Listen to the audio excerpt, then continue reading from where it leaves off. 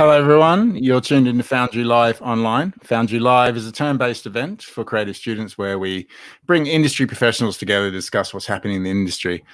And obviously, we can't do that. So instead, we've decided to go to the professionals instead. So before I introduce the guest, if you have any questions, please send them through. We'll either answer them straight away or when we pause for a break or a breath. 2020's ending. Thank God. It's finally coming to an end of year. So we thought it was a perfect chance to kind of, have a bit of a year in review with our founding director, Chris Billing. Welcome to Foundry Live, Chris. Hey, thank you. Thanks for having me. Merry Christmas. Merry Christmas and happy birthday. It's your birthday today. It's my birthday today, yep. So I don't know if I should say how old I am, but I'm 36. So wow. For the last 2 months, I thought I was already 36, turning 37. So when I realised I was actually about to turn 36, I felt much better about the whole thing. So we are definitely. Well, I'm definitely at that age where I have to stop. I have to work out. Okay, I know I was born then, and it's not a number that means anything anymore. No, not anymore. No, that's true. Yeah, as opposed to our kids who are like, I'm nearly whatever they are because they are. It's so important to get older. Yeah. So it has been a hell of a year. Yep. Education particularly has been hit really hard, definitely in Australia. Yeah. How do you see the current education market? And I guess what I'm looking for, do you have any ideas about how it could bounce back? Yeah. Shocking year all round, and everyone's in a world of pain in different ways. Industries are changing quickly. Education was probably the first to get hit in Australia because if you remember with the COVID virus, it was actually first it was in Wuhan, and it was the Chinese students that were affected before anywhere else in the world. And so universities right around Australia rely heavily on cohorts from particularly China coming in. And so the first effects this year was actually the Chinese students not being able to come in to Australia. And so I think universities immediately realised there was going to be huge budget issues, program changes. And since then, we've seen well over 10,000, 12,000 higher education jobs lost in the sector. So a pretty big number. And I think that pushes a lot further if you include all the sessional lecturers and so on. The silent ones that aren't kind of noticed, I guess, aren't caught in the full-time kind of contracts. It's like there's probably at least that same amount again, I would say. Yeah, absolutely. It's been a huge disruption. So in terms of bouncing back, I suppose there's going to be a focus on domestic students. Certainly there has been this year, but also next year and probably the year after. I think the tertiary sector is going to be really looking at the Australian student base. There's going to be different pilot projects around bringing in groups from different countries in kind of like a quarantined fashion and seeing if that works. I think that's going to be taking place next year in some states.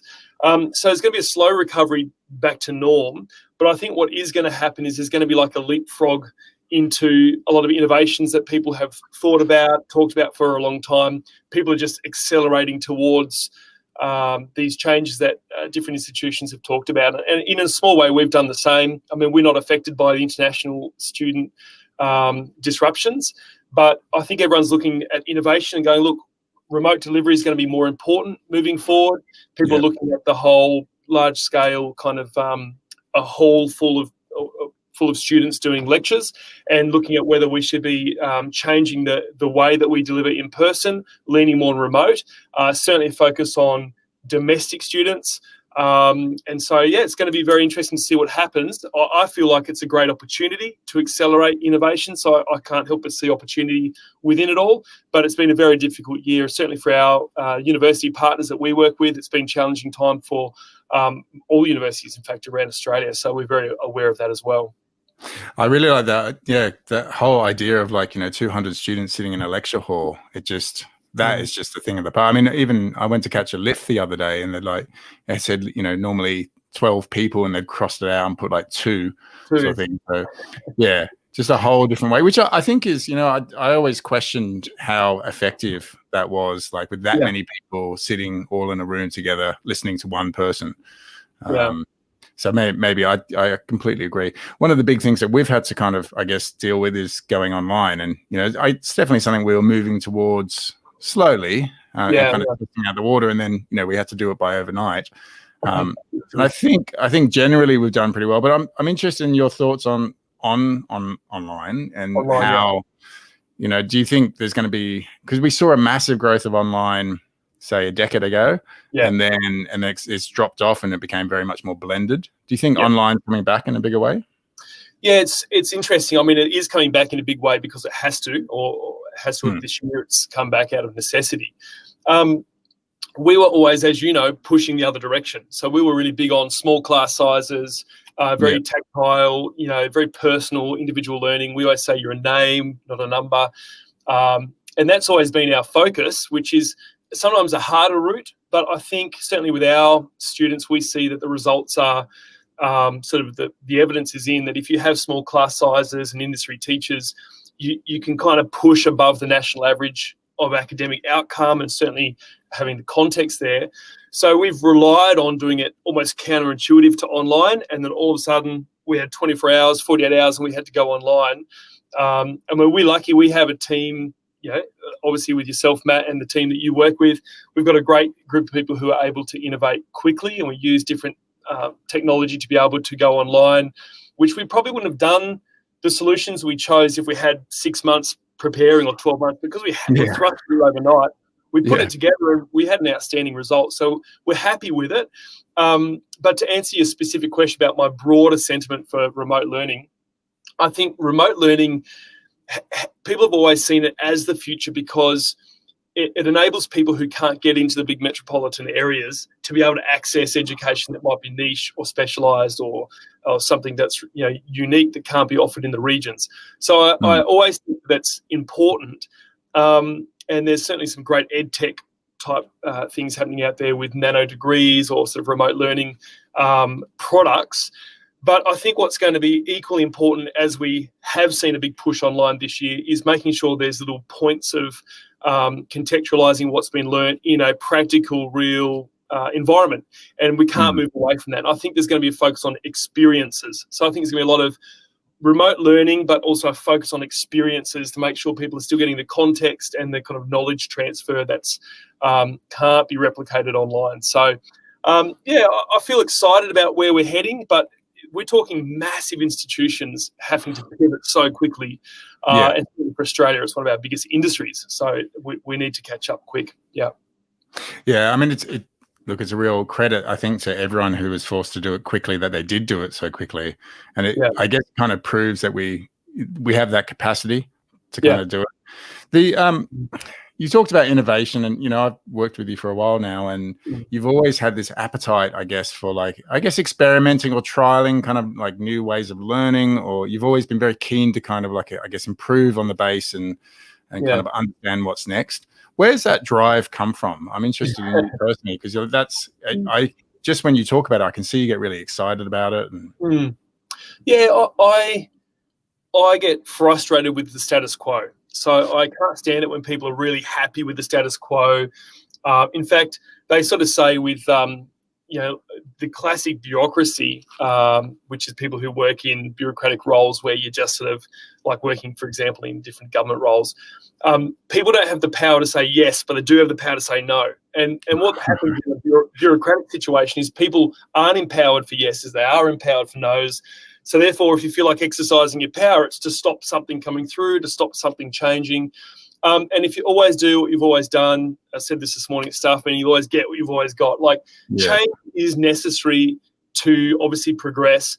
And certainly in Tassie, where Foundry began, and certainly where I did my secondary schooling, we desperately need some new things to be taking place in Tassie. Desperately. We've got some of the worst statistic when it comes to education in Australia, and that's not really acceptable for such a beautiful place like Tassie.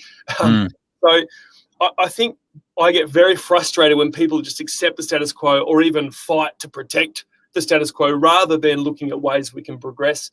I think also being young, my family travelled a lot when I was a kid, so I got to sort of travel overseas when I was very young, and I think that gave me a different perspective, where I've always loved Australia, loved Tasmania, but I've always sort of had an inquisitive nature to see beyond.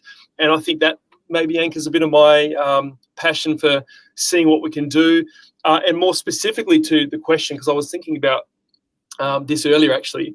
I remember when we got into Foundry years ago, and we might talk about this later, but I remember watching what you were doing in the education space before you worked with the Foundry team. And I was always taken aback by your passion to we can do this, but we can do this better, or this is working, but we're seeing a trend this way. If we could push harder on that, we think we can get results. And I always admired the sincerity around what you were trying to achieve.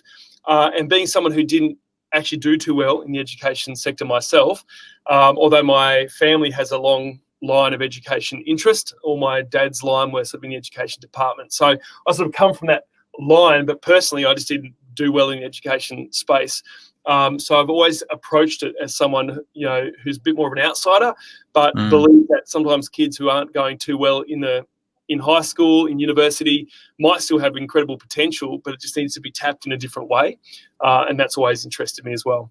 Yeah, so let's pick on that one a little bit more, because if we look at your past, obviously you've counseled like youth a lot, and you've been very involved. I guess I heard someone describe you that you're a real like champion of the underdog sort of thing. So where does that come back to you? Maybe feeling like you were failed a little bit during your education, or maybe. I was laughing about this the other day. I saw some people walking past me, and there was a mother walking with her, must be like a young teenage son, practicing their timetables. And I remembered that when I was, I don't know what age I was, but I remember going for a walk in the morning with my mum, and she was trying to help me with my timetables because I was obviously slipping in maths. Yeah.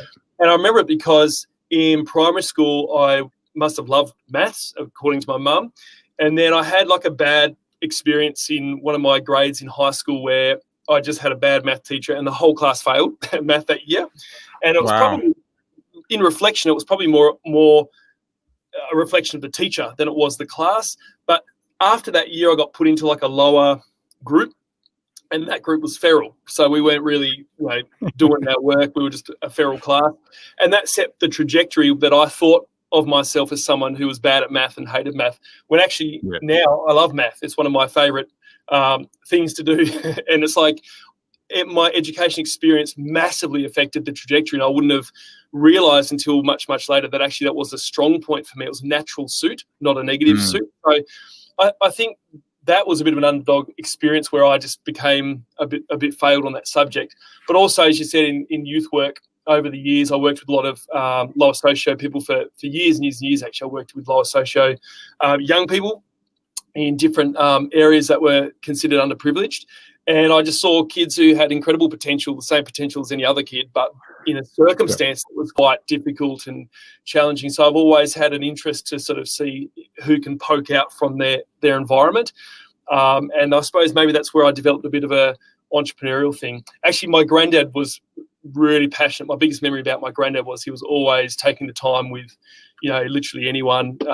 If there was ever in the big city and there'd be like a homeless person, he would stop and chat and always place dignity and value. And I think that actually shaped me as a little boy. I was quite close to my granddad in that you never know the potential of anyone really. And I think I've always had that maybe from him, the wanting to see an underdog succeed.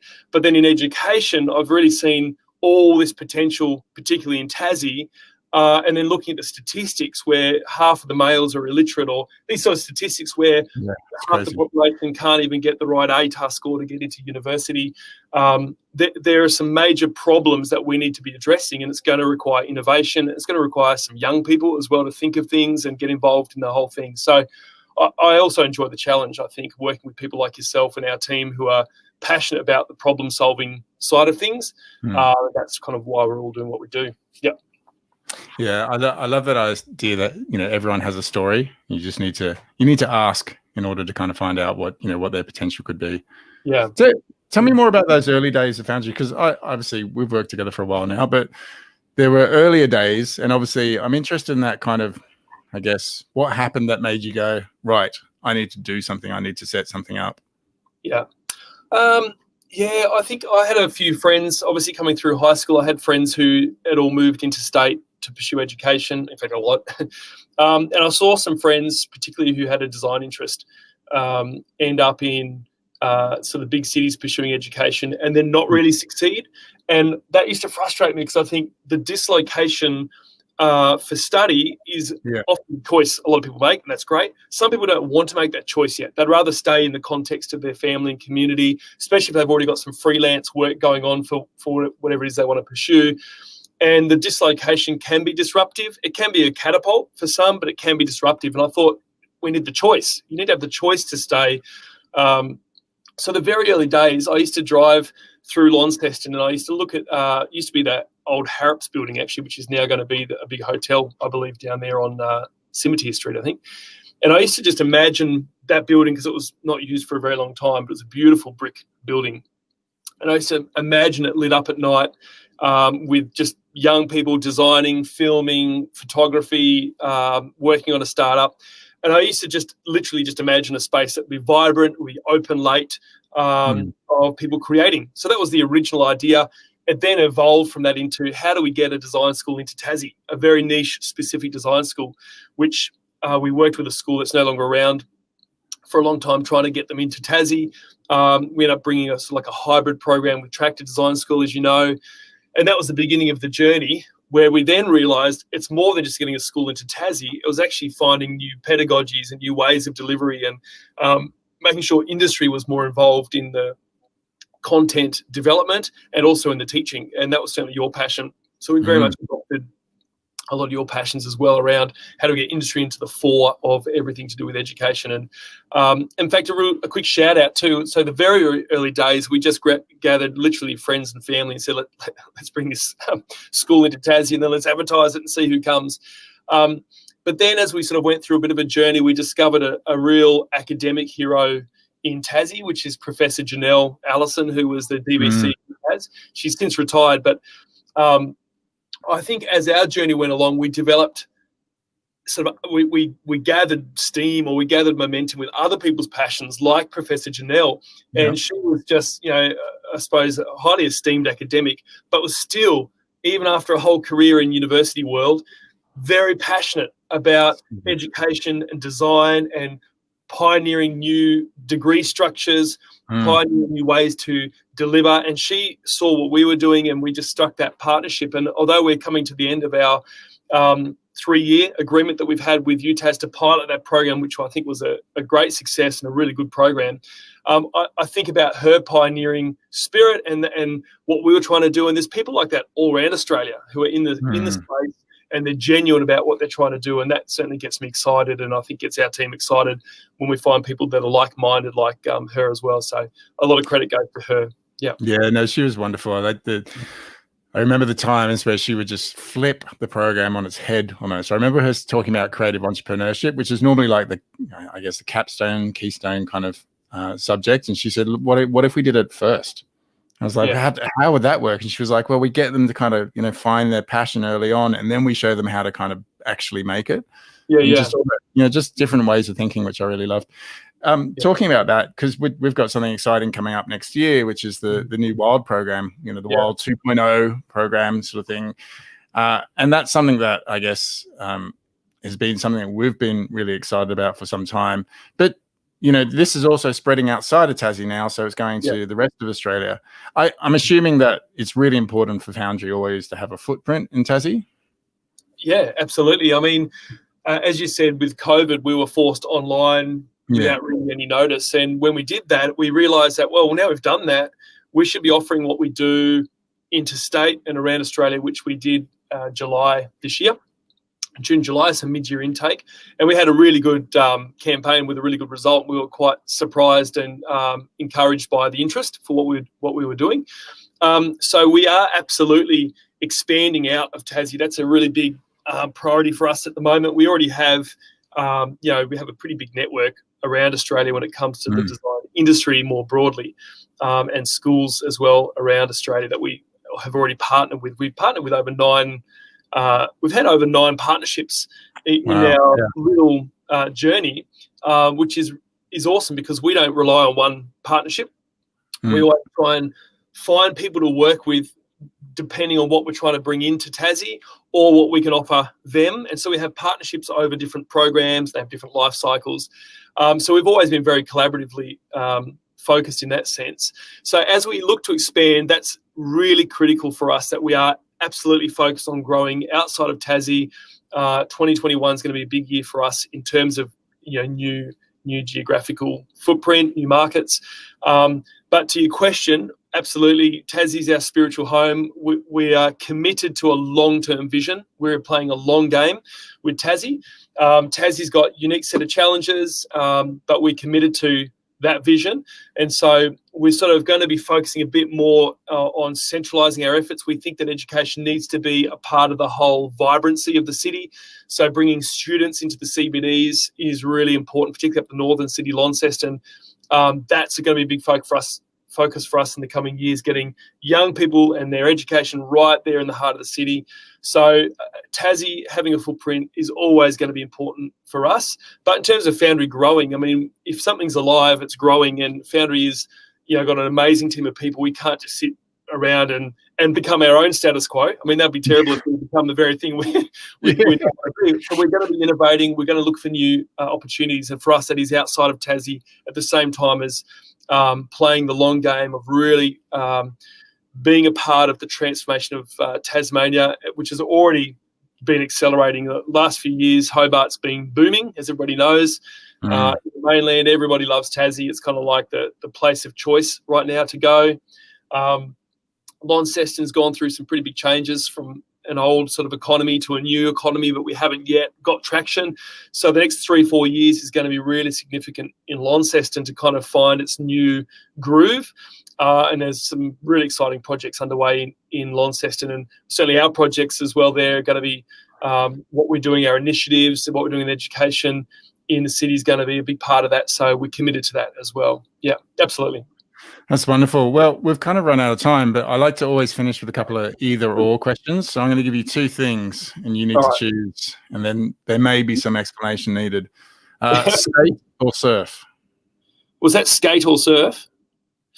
Ooh, that's hard. Yeah. So I used to skateboard a little bit, and my eldest boy's been taking up skating and quite impressive of recent. So probably skate, but I always lament that I wanted to surf more and did not continue. I surfed a little bit when I was younger and dreamed of surfing into my older years and just have not. So prefer skate and surf, but only because I wish I could surf more and don't. So all right, sweet or savory? Definitely savory. Yeah, I'm not much of a me too. Yeah. Star Wars or Lord of the Rings? Oh, Star Wars, yeah. I think because they keep on building more and more stuff to watch. Swim or run? Swim. I've just started running recently, which is hard on the knees, but I prefer swimming, yeah. Gallery or graffiti? Probably gallery now. Used to be graffiti, but more recently I think I'm getting more of an appreciation for things intentionally being put there on the wall versus less so. Yeah, that's brilliant. Well, thank you so much for taking the time, and have a happy birthday and Merry Christmas. Merry Christmas to everyone who watched. Merry Christmas. Thank you. We'll talk soon. We will. All right. I just need to find the outro. Thanks, everybody. See ya.